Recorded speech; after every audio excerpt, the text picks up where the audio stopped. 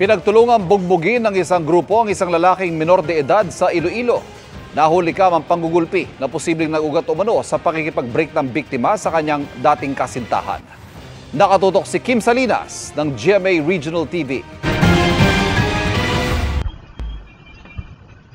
Sa video, makikita nga may pinagtutulungang bugbugin ang isang grupo ng mga kalalakihan.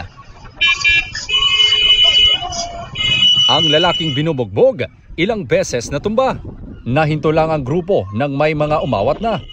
Kaagad namang tumakas ang mga nambugbog. Ang insidente nangyari sa Santa Barbara, Iloilo pasado alas 2 nitong Lunes ng hapon. Menor de edad ang biktima na 17 anyos lamang. May upod siya kuno ni duwa sila sir, pero do siya lang ang do siya lang guro ang nasumbagan.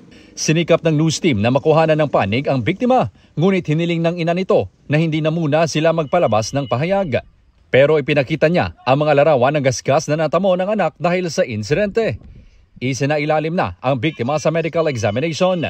Ayon sa pulisya, posibleng napagtripan lang ang biktima, ngunit tinitingnan rin kung may kaugnayan ang insidente sa babaeng dating karelasyon ng biktima na kanyang hiniwalayan. Na bala natin ito mga information nga do grupo sang bayi ang mga grupo man to nga nagkasumbag sa pamata sa minor naton.